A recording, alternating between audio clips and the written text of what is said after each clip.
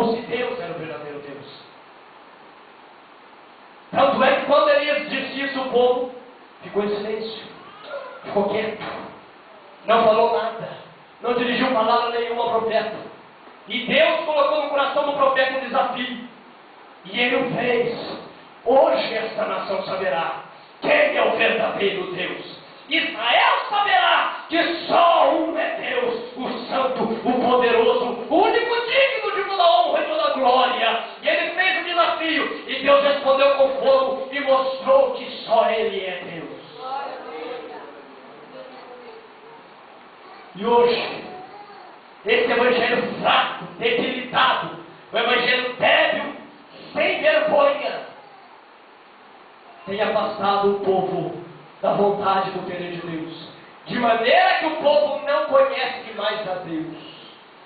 Pode ver que quando há uma manifestação livre do Espírito Santo dentro de um tempo, dentro de uma congregação, há muitos que se espaltam e se escandalizam, porque não conhecem a atuação do Espírito Santo, não conhecem o agir de Deus e não conhecem a Deus.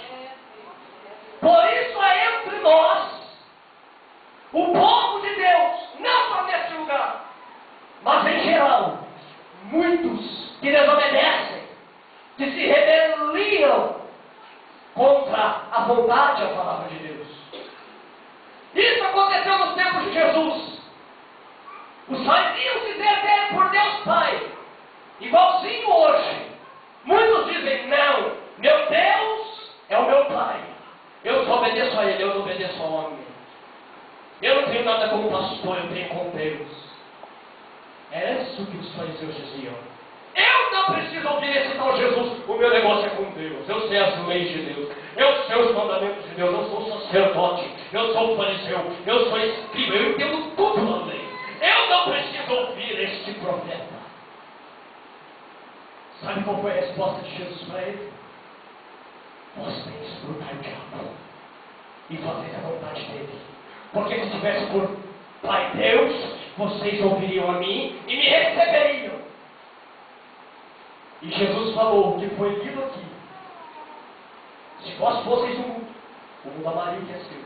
Mas como eu sou do mundo, não é o servo maior que o seu Senhor. Se me perseguiram a mim, perseguirão a vós. Aqueles que vos odiarem, odiarão a mim. Mas aqueles que ouvirem as vossas palavras, ouvirão as minhas. Ou se ouviram as minhas, ouvirão as vossas. Se rejeitarão a mim, rejeitarão a vós. Ou seja, aquele que é colocado para estar aqui, na frente do trabalho, foi colocado constituído por Deus. E se eu não aceito este, se eu não honro este, se eu desobedeço a este, eu estou desonrando, desobedecendo, não aceitando o próprio Jesus. E se algo, esse homem que está aqui na frente, estiver errado, Deus é suficiente para tratar com ele, porque ele foi constituído por Deus. Louvado e engrandecido é o nome do Senhor Jesus. Mas o que eu devo fazer para ninguém desprezar a minha mocidade? Ser exemplo dos fiéis.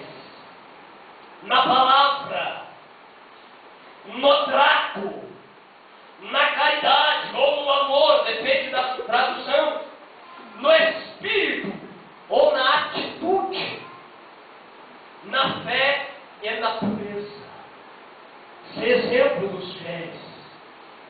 Muitos têm este pensamento, não, quando eu for maior, quando eu for mais velho, quando eu for consagrado, quando eu for isso, quando eu for líder, quando eu for, eu vou me consagrar, mas está errado. Primeiro, porque para ser consagrado tem que dar santidade. Para ser consagrado tem que estar diante com Deus. A consagração não é para quem sobe.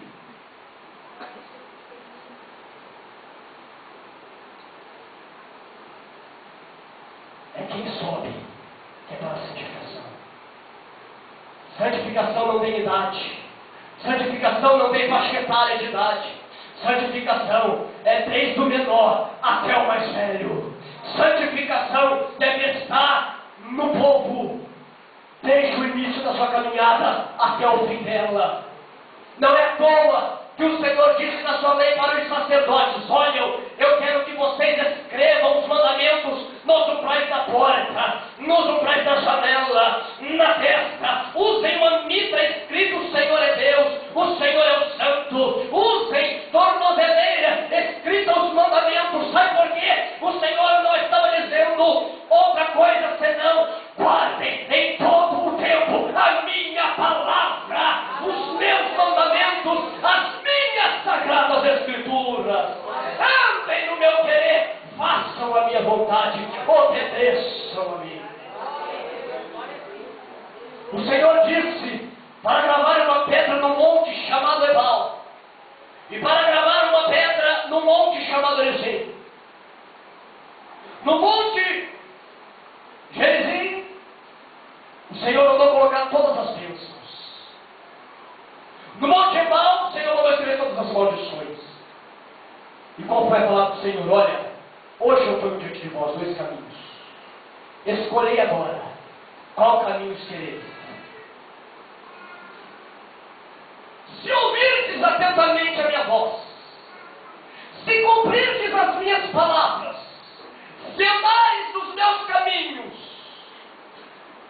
serás bendito no campo, na cidade, ao sair, ao entrar, ao levantar, ao deitar. Serás bendito em todos os lugares que tiveres e em toda ação que fizeres. Mas se não deres ouvidos às minhas palavras, se não andarem conforme os meus preceitos, será maldito ao sair, maldito ao entrar, maldito no campo, maldito na cidade, maldito ao deitar, maldito ao levantar, maldito em tudo o que fizeres, aonde estiveres. Porque todo aquele que não está debaixo da proteção de Deus, ele está sujeito a todo tipo de desgraça.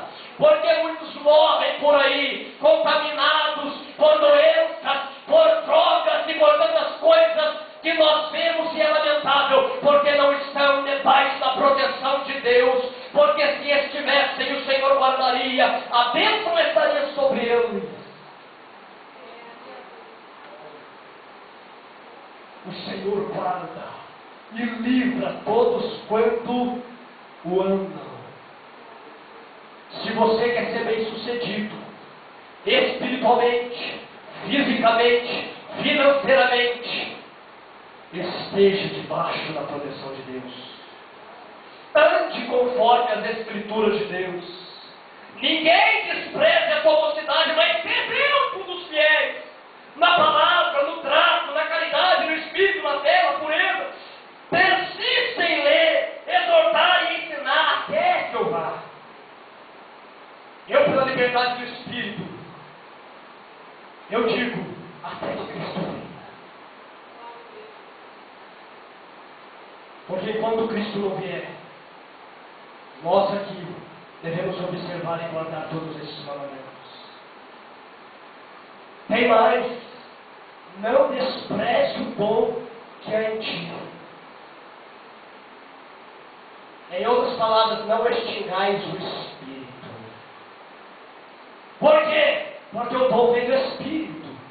Mas aí o jovem, a pessoa, o ser humano que recebe o dom de Deus, que recebe o Espírito de Deus, começa a se julgar incapaz, começa a se julgar indigno, começa a se julgar isso e aquilo, e acha que isso é um espírito de humildade, mas não é! Isso é estratégia maligna para que você não seja abençoado por Deus, para que você esteja fora da posição de Deus. Porque se Deus te deu um dom, se Deus manifestou em ti algum espírito, é porque Ele te capacita para exercitá-lo. Deus não conta com homens capazes, Deus não conta com homens que têm, que fazem, que são. Deus chama os fracos, porque Ele confunde os fortes. Deus chama os necios, porque Ele confunde os sábios. Deus chama quem quer e usa quem quer. Moisés era príncipe do Egito. Era candidato a subir no trono de Faraó. Ou se não, ter uma posição muito elevada no Egito. Deus queria trabalhar através da vida de Moisés. Mas Moisés deveria se abster de todo